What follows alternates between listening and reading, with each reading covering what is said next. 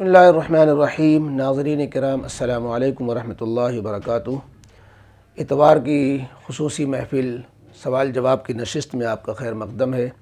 یہ ہمارا سیشن 115واں ہے۔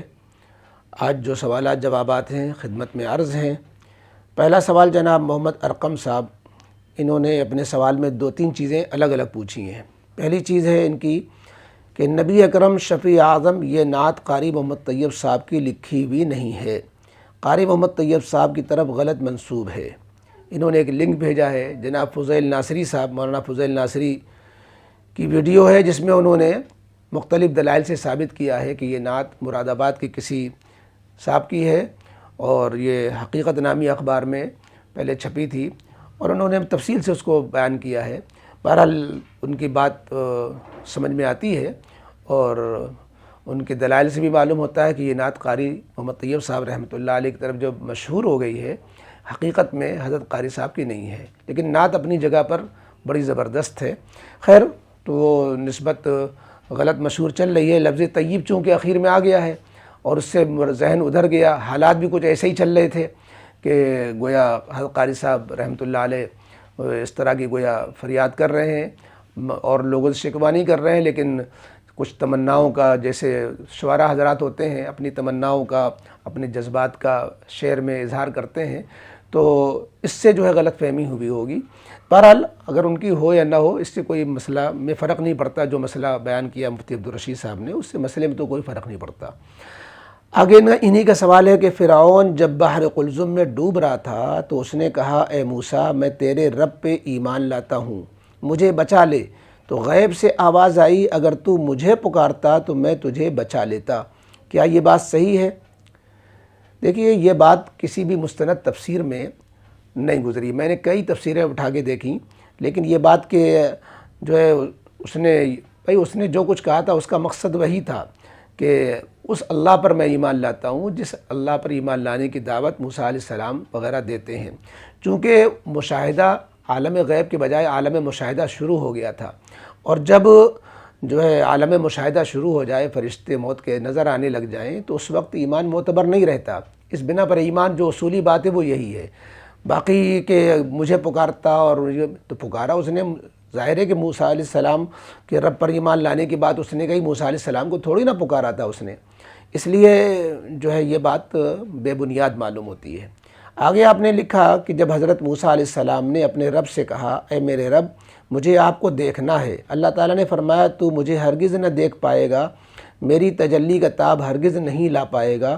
جب حضرت موسیٰ علیہ السلام نے زیارت کی تو کیا وہ 40 دن تک بے ہوش رہے اور پہاڑ 3 ٹکڑوں میں بکھر گیا؟ کیا یہ بات صحیح ہے؟ بھائی اتنی بات تو قرآن کریم سے ثابت ہے کہ موسیٰ علیہ السلام نے اللہ تعالیٰ کو دیکھنے کی جب فرمائش کی اور کہا رب ارنی انظر الیک، تو اللہ تعالیٰ کی طرف سے کہا گیا لن ترانی، کہ آپ مجھے دیکھ نہیں سکتے، ولیکن انظر الی الجبل، لیکن پہاڑ کی طرف دیکھو۔ اللہ تعالیٰ نے پہاڑ پہ جو اپنی تجلی ڈالی اس کو کتاب نہیں لا سکے، پہاڑ تو چور چور ہو گیا۔ وخر موسیٰ صعقا، کہ پہاڑ کے بارے میں تو قرآن میں آیا کہ دکا، کہ وہ چور چور ہو گیا، 3 ٹکڑے ہو گیا۔ یہ بات جو ہے 3 ٹکڑوں والی کہیں نہیں ہے، یہ ہے تو بے سند ہے۔ اور 40 دن تک بے ہوش رہے، بے ہوش رہے یہ تو یقینی ہے۔ وخر موسیٰ صعقا، کتنے دن بے ہوش رہے اس کا تذکرہ آیت میں اور کسی صحیح حدیث میں نہیں ملتا۔ اگلا سوال زیدان وسیم کانپور، انہوں نے سلام کے بعد پوچھا، حضرت رکوع و سجدے کو بالکل ٹھیک طرح ادا کرنے کا طریقہ بتا دیں، یعنی ہاتھوں کو کس طرح رکھنا ہے اور جسم کو کس اینگل میں رکھنا ہے وغیرہ۔ رکوع سجدہ، دیکھیے قیام جب کرتے ہیں تو بالکل کھڑے ہو کر کے ہاتھ ایسے نیت باندھنا چاہیے، اور جب رکوع میں جاتے، میں آپ کو دیکھ کے بتا ہی دوں کہ جب رکوع میں جائیں گے تو قیام سے ایسے جائیں گے، پیر جس حالت میں قیام کی حالت میں تھے رہیں گے، اور اس طرح جھکیں گے کہ ہاتھ کی انگلیاں کھول کر کے گھٹنوں کو پکڑ لیں گے۔ سر اور پیٹھ اور سرین، یہ حصہ جو ہے تینوں برابر رہے گا، یوں سمجھیے اس طریقے سے کہ سر بھی ایسے جھکنے نہ پائے، ایسے اٹھنے بھی نہ پائے، کمر بھی برابر رہے کہ پیالہ رکھ دیں برقرار رہے، یہ رکوع کا طریقہ ہوگا۔ اور سجدے میں جب جائیں گے تو سجدے میں پہلے گھٹنے، پھر ہاتھ، پھر ناک، پھر پیشانی، اور اس طرح جھکیں گے کہ جس طریقے سے جیسے بورنگ میں پائپ جاتا ہے، ایسے نہیں کہ پھوڑا چلا رہے ہیں، بلکہ ایسے یوں اس طرح جائیں گے۔ صحت وغیرہ نہیں ہے، موٹاپا بات الگ ہے، ورنہ یوں جانا چاہیے ایسے، اور پھر یوں ہاتھ رکھیں گے، پھر جو ہے ناک پیشانی رکھیں گے۔ اٹھنے میں جو ہے اسی ترتیب سے اٹھیں گے، پہلے گھٹنا اٹھائیں گے، پھر جو ہے ہاتھ اٹھائیں گے، پھر یوں سیدھے کھڑے ہو جائیں گے۔ تو یہ رکوع سجدے کا اطمینان کے ساتھ کرنے کا طریقہ ہے۔ تو بہرحال کسی جو ہے دعوت الحق کے پروگرام میں اگر آپ کے یہاں قریب کہیں ہو رہا ہو تو وہاں نماز کی عملی مشق کرائی جاتی ہے، وہاں شرکت کر لیں، پوری نماز آپ کو انشاءاللہ سکھلائی جائے گی۔ تیسرا سوال کولکتہ سے ہے، کہتے ہیں میرا ایک سوال ہے کہ گھر رینٹ پر دے سکتے ہیں؟ ظاہر ہے کوئی حرج کی بات نہیں ہے، کرائے پر مکان وغیرہ تو دیے ہی جاتے ہیں، دے سکتے ہیں۔ اگلا سوال انس ریل بازار، انہوں نے سلام کیا، سلام کے بعد جو ہے پوچھتے ہیں میرا ایک سوال ہے کہ میرے ایک ریلیٹیو ہیں جو فزیکل ڈسیبل ہیں، یعنی جسمانی اعتبار سے معذور ہیں، خود اپنے ہاتھ سے کوئی کام نہیں کر سکتے ہیں اور اکثر ناپاک حالت میں رہتے ہیں، کیا وہ ناپاک حالت میں نماز لیٹ کر پڑھ سکتے ہیں؟ اس کو ایکسپلین کر دیجئے۔ دیکھیے ایسا ہے کہ اگر وہ جسمانی معذور ہونے کے ساتھ اس طرح معذور ہے کہ دماغ بھی ان کا کام نہیں کرتا، تب تو نماز ہی ان کے ذمے نہیں ہے، اور اگر دماغ بالکل کام کرتا ہے تو جس درجے کی معذوری ہے اس معذوری کو دیکھتے ہوئے جس طرح نماز پر وہ قادر ہو اس طرح وہ نماز پڑھ لیا کریں، بیٹھ کر، لیٹ کر، اشارے سے۔ اور رہ گئی ناپاکی کی حالت، تو ظاہر ہے کہ اگر دماغ سے معذور نہیں ہے تو ان کو بتا دیا جائے کہ یہ، اور وہ پاک کرنے پر قدرت نہیں ہے تو پھر ناپاکی کی حالت میں نماز ہو جائے گی۔ اگلا سوال حنزلہ، انہوں نے سلام کے بعد کہا مفتی صاحب چوری کی لائٹ میں ہیٹر میں جو کھانا پکا ہوا ہے وہ کھانا کیسا ہے؟ کھانا حرام ہو جاتا ہے کیا یا پھر کھا سکتے ہیں؟ کھانا جس چیز کو پکا رہے ہیں، کھا رہے ہیں، وہ اگر حلال چیز ہے، حلال آمدنی سے ہے، پھر پکانے میں صرف چوری کی لائٹ کا، چولہے کا، ایندھن کا غلط گویا استعمال ہوا تو اس کا اثر کھانے کے حلال و حرام میں تو نہیں پڑے گا، چوری کی لائٹ کا گناہ البتہ پڑے گا۔ لہذا کھانا تو حلال رہے گا، چوری کی لائٹ جلا کر پکانا حرام رہے گا۔ کھانے پہ اس کا اس حد تک اثر نہیں آئے گا کہ پیٹ میں حرام لقمہ جا رہا ہو، یہ نہیں کہلائے گا، لیکن یہ گناہ اپنی جگہ پر چوری کا پڑے گا۔ اگلا سوال انہوں نے نام نہیں لکھا، کہتے ہیں حضرت ابو ہریرہ رضی اللہ عنہ سے روایت ہے کہ رسول اللہ صلی اللہ علیہ وسلم نے فرمایا لوگ نماز میں دعا کے وقت اپنی نگاہیں آسمان کی طرف اٹھانے سے باز آ جائیں ورنہ ان کی بینائی اچک لی جائے گی۔ مسلم شریف۔ السلام علیکم، یہ حدیث پر کچھ روشنی ڈالیں، سمجھ میں نہیں آیا۔ جی ہاں، یہ حدیث بخاری مسلم وغیرہ میں، مشکوٰۃ شریف میں بھی ہے۔ اس میں نماز میں آسمان کی طرف دعا مانگتے ہوئے ہاتھ اٹھانا یا جو ہے نگاہ اٹھانا، یہ خشوع و خضوع کے خلاف ہے، اس سے نماز کے خشوع و خضوع میں خلل پڑتا ہے، اس لیے نبی کریم علیہ السلام نے اس پر سخت وعید بیان فرمائی ہے، اور یہ حدیث اپنی جگہ پر صحیح ہے۔ تو نماز میں دعا میں نگاہ اٹھانا، جب دعا کا کوئی کلمہ آ جائے یوں، اس لیے کہ نماز کا جو خشوع و خضوع ہے وہ تقاضا کرتا ہے کہ نماز اللہ رب العالمین کے سامنے نگاہ نیچی رکھ کر کے پڑھی جائے۔ نگاہیں اٹھانا یہ خشوع و خضوع کے خلاف ہے، اس سے منع کیا گیا ہے۔ اگر نماز کے باہر دعا میں اگر آسمان کی طرف اٹھائیں تو بھی بعض حضرات نے اس کو بھی مکروہ لکھا ہے، لیکن آسمان کی طرف نگاہ یوں اٹھانا منع نہیں ہے، نماز کے اندر منع ہے، نماز کے باہر تو اٹھانے کی کچھ گنجائش ہے۔ حالانکہ بعض لوگوں نے یہ بھی لکھا ہے کہ دعا میں مطلقاً جو ہے آسمان کی طرف نگاہ نہیں اٹھانی چاہیے، اور یوں آدمی بغیر دعا کے آسمان کی طرف نگاہ اٹھاتا ہے تو کوئی بات ہی نہیں ہے۔ بہرحال یہ جو حدیث ہے وہ نماز میں خشوع و خضوع کی تاکید پر مبنی ہے کہ خشوع و خضوع اس حد تک ہونا چاہیے کہ دعا مانگتے ہوئے نماز میں، اگر دعا نفلی نماز جیسے ہے دعا میں، تو اس وقت بھی آسمان کی طرف نگاہ نہ اٹھے، یہ جو ہے نماز کے خشوع و خضوع اور ادب کے خلاف ہوگا۔ اگلا سوال طلحہ بابا صدیقی، سول لائن کانپور، انہوں نے جمعیت علماء کی طرف سے جو ماہانہ کیلنڈر میں ہدایات و مسائل چھپتے ہیں اس کا ایک فوٹو بھیجا ہے اور آڈیو میں سوال کیا ہے۔ انہوں نے جو فوٹو بھیجا ہے وہ یہ ہے کہ روزے کے مسائل کے عنوان سے کہ وضو اور غسل کرتے وقت غلطی سے پانی حلق میں نیچے چلا جائے تو روزہ ٹوٹ جاتا ہے، صرف قضا کرنا لازم ہے، کفارہ نہیں۔ لیکن یاد رہے کہ بھول کر پینے کا مسئلہ الگ ہے اور غلطی سے پانی حلق میں جانے کا مسئلہ الگ ہے۔ بھول کر پینے سے روزہ نہیں ٹوٹتا۔ کہتے ہیں یہ مسئلہ سمجھ میں نہیں آیا کہ غلطی سے روزہ کیوں ٹوٹ رہا ہے۔ ان کا خلاصہ یہی ہے سوال کا جواب۔ یہ دیکھیے دو چیزیں الگ الگ ہیں، بھول اور چوک۔ کہتے ہیں نا بھول چوک، تو بھول چوک یوں تو معاف ہے، بھول چوک میں فرق کیا ہے؟ بھول میں یہ ہے کہ روزہ ہی نہیں یاد ہے کہ روزے سے ہے کہ نہیں ہے، یہ بھول ہو گئی۔ اور چوک جس میں آیا ہے کہ روزہ ٹوٹ جاتا ہے، چوک کا معنی ہے بے احتیاطی۔ چوک ایسی غلطی جس میں روزہ تو یاد ہے لیکن تھوڑی غفلت ہو گئی، چوک ہو گئی، بے احتیاطی ہو گئی، دھیان نہیں رہا۔ تو ظاہر ہے کہ جب روزہ یاد ہے تو احتیاط تو لازم تھی نا، جب احتیاط لازم تھی تو کیوں چوک گئے آپ؟ تو چوکنا یہ چوک معاف نہیں ہے کہ وضو کر رہے ہیں، وضو میں آدمی کو دھیان رکھنا چاہیے، لہذا ایسا وضو کیا کہ اس نے حلق میں پانی چلا گیا، ایسا غسل کیا کہ حلق میں پانی چلا گیا، تو یہ جو چوک ہو رہی روزہ یاد ہوتے ہوئے تو یہ معاف نہیں ہے۔ اس میں صرف بھول اکیلے معاف ہے کہ روزہ ہی نہیں یاد تھا، پیٹ بھر کے بھی کھا لیں گے آپ، بعد میں یاد آیا ارے ہم نے روزے کی حالت میں پورا کھانا کھا لیا، تو یہ جو بھول ہے کہ روزہ ہی بھول گئے تو وہ معاف ہے۔ لہذا اس میں کوئی ایسا شبہ نہیں ہونا چاہیے کیونکہ چوک میں روزہ تو یاد ہے نا، صرف بے احتیاطی ہو رہی تو بے احتیاطی کو جو ہے اپنا قصور ہے بے احتیاطی میں۔ اگلا سوال جناب محمد ارشد صاحب کمنٹ میں پوچھتے ہیں کیا پی پی ایف اکاؤنٹ میں پیسہ جمع کرنا اور 25 سال کے بعد اکاؤنٹ سے اصل رقم اور جو گورنمنٹ انٹرسٹ دیتی ہے نکالنا درست ہے؟ ہاں نکال تو دونوں لیں، اصل رقم بھی نکال لیں اور جو انٹرسٹ بھی نکال لیں، لیکن اگر بہت غریب نہیں ہے تو انٹرسٹ کی رقم اپنے استعمال میں نہ لائیں، وہ سود ہے اور سود کو جو ہے غریبوں پر بغیر ثواب کی نیت کے صدقہ کر دینا چاہیے۔ باقی جو اصل رقم ہے وہ آپ کی ہے ہی ہے، اور بلا وجہ پی پی ایف اکاؤنٹ کھولنا بھی درست نہیں ہے کیونکہ یہ سودی معاملہ ہے۔ اگلا سوال محمد مبین صاحب کمنٹ میں پوچھتے ہیں رمضان میں روزہ چھوٹ گیا اس کا کیا مسئلہ ہے؟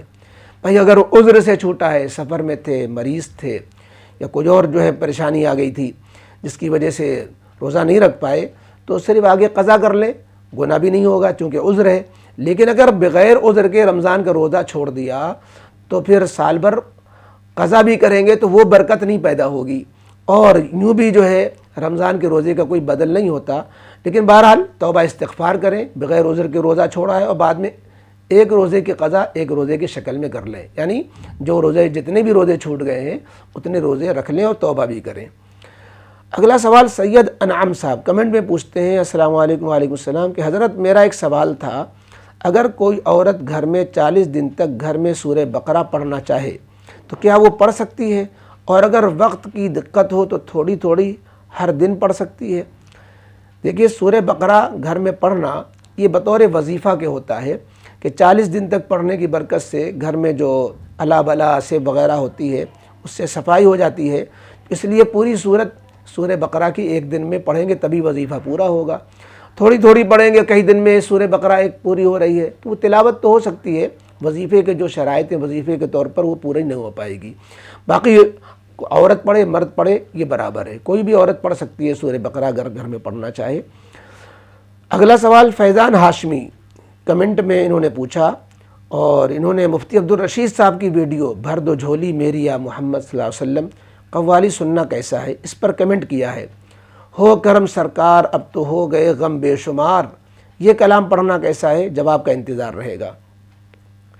جناب ایسا ہے کہ عقیدہ درست ہوتے ہوئے اشعار میں جو مبالغہ آرائی ہوتی ہے اور اس کی بنیاد پر ایک تصوراتی دنیا میں آدمی جا کر کے کچھ اپنے تخیلات کا اظہار کرتا ہے، اور عقیدہ درست ہے کہ ایاک نعبد و ایاک نستعین کہ مدد صرف اللہ ہی سے چاہی جاتی ہے، اور جو ہے بندوں سے خطاب ایک محبت و عشق بھرا تو ہو سکتا ہے، حقیقی خطاب ان سے نہیں ہو سکتا ہے۔ لہذا غائبانے میں نبی کریم علیہ الصلوۃ کو پکارتے ہوئے اس طرح کے جو جملے نعت میں قوالی وغیرہ میں کہے جاتے ہیں تو وہ اگر حقیقی معنی میں لیں گے اور گویا اللہ کے طرح ان کو پکارنا پایا جائے گا نبی کریم علیہ الصلوۃ کو، تو یہ تو بالکل غلط و منع ہو جائے گا۔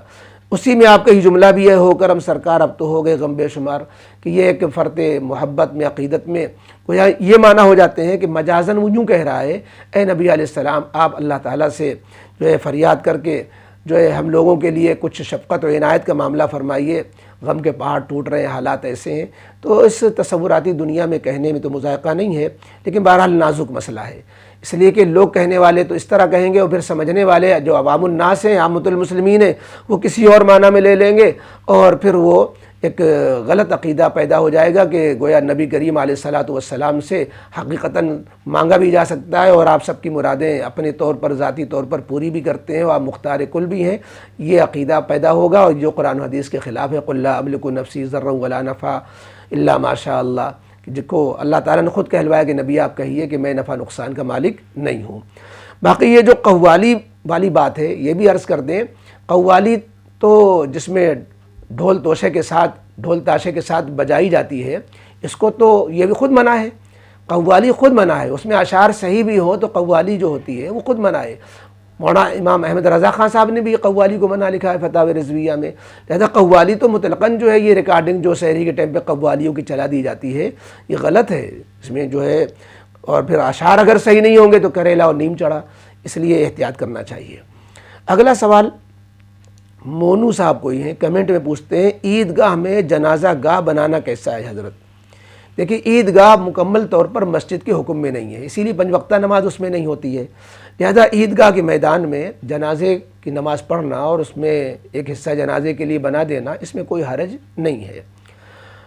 اگلا سوال جناب ابو سعید اعظمی صاحب، انہوں نے کمنٹ میں کہا بات سلام عرض ہے کہ امید ہے کہ آپ خیریت سے ہوں گے۔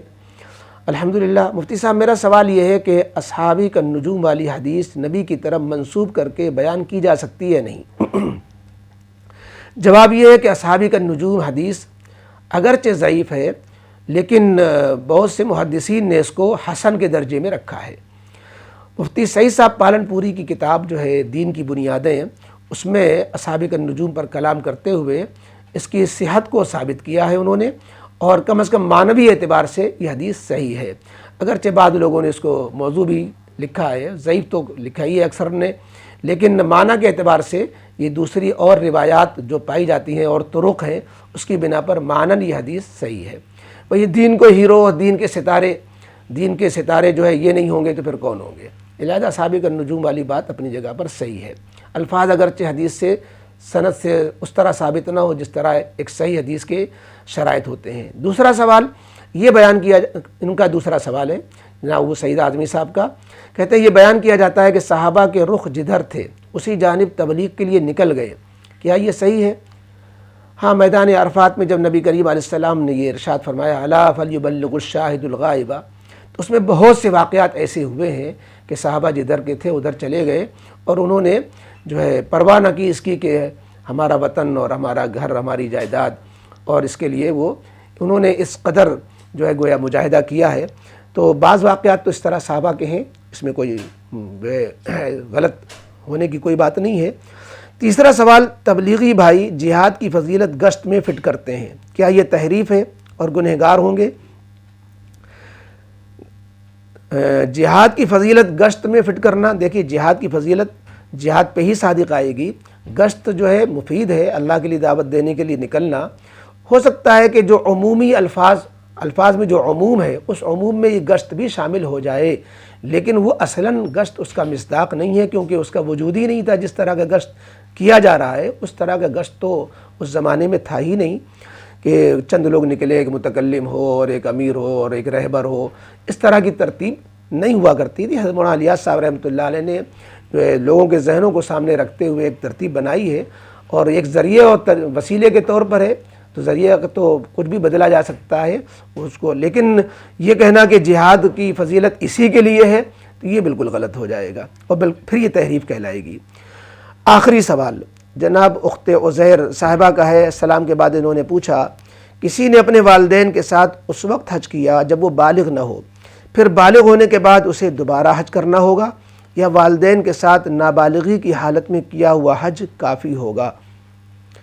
نابالغی کی حالت میں کیا ہوا حج نفل ہوتا ہے، اور بالغ ہونے کے بعد اگر اللہ نے استطاعت دی ہے تو حج میں حج فرض پھر سے ادا کرنا ہوگا، کیونکہ نابالغی کا حج حج نفل ہے، حج فرض نہیں ہے، لہذا حج فرض جب بالغ ہونے کے بعد استطاعت ہے اس کے لیے الگ سے جانا ہوگا۔ نابالغی کا کیا ہوا حج اس کے لیے کافی اور اس کا بدل نہیں بنے گا۔ یہ تھے حضرات آپ کے سوالات جوابات جو مکمل ہوئے۔ اب ہم آپ سے اجازت چاہتے ہیں، انشاءاللہ پھر ملاقات ہوگی۔ السلام علیکم ورحمۃ اللہ وبرکاتہ۔